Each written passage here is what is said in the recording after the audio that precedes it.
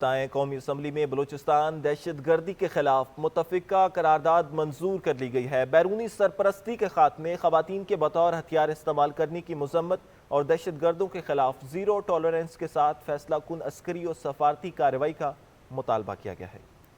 Speaker سردار ایاز صادق کی زیر صدارت قومی اسمبلی کا اجلاس، بلوچستان کی صورتحال پر متفقہ قرارداد منظور۔ قرارداد وفاقی وزیر پارلیمانی امور ڈاکٹر طارق فضل چودھری نے پیش کی۔ بلوچستان میں حالیہ دہشت گردی کے واقعات کی شدید ترین الفاظ میں مذمت کرتا ہے، جن میں نہ صرف معصوم شہریوں کو نشانہ بنایا گیا بلکہ خواتین کو بطور ہتھیار استعمال کرنے جیسے گھناؤنے اور غیر انسانی حربے اپنائے گئے، اور ریاست اپنے عوام کے تحفظ، امن اور قومی سلامتی پر کسی صورت کمپرومائز نہیں کرے گی۔ قرارداد میں کہا گیا کہ ایوان بلوچستان میں حالیہ دہشت گردی کے واقعات کی شدید ترین الفاظ میں مذمت کرتا ہے۔ ایوان دہشت گردی کی جانب سے خواتین کے استحصال پر شدید رنج و غم کا اظہار اور سیکورٹی فورسز، قانون نافذ کرنے والے اداروں اور صوبائی حکومت کے مؤثر اقدامات کو سراہتا ہے۔ یہ بھی واضح کیا گیا کہ خواتین، بچوں اور شہریوں کے خلاف ناقابل تلافی جرم ہے۔ بلوچستان میں دہشت گردی کا کسی محرومی یا حقوق سے کوئی تعلق نہیں۔ اگر یہ حقوق کی جنگ ہے تو اسپتالوں اور اسکولوں پر حملہ کرنے کا پھر کیا جواز؟ وزیر مملکت برائے داخلہ طلال چودھری نے قومی اسمبلی میں سوال اٹھا دیے،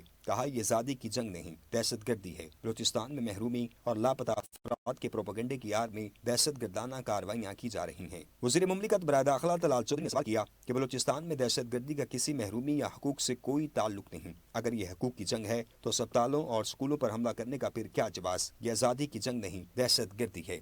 اگر یہ حقوق کی جنگ لڑ رہے ہیں تو یہ تو انہی کے حق پر ڈاکہ ڈال رہے ہیں۔ ہر بات پہ کہہ دینا کہ کوئی ایجنسی اٹھاتی ہے، خود آپ پہاڑوں پہ چڑھ جائیں، خود آپ جان بوجھ کے کسی کرائم کی وجہ سے روح پوش ہو جائیں۔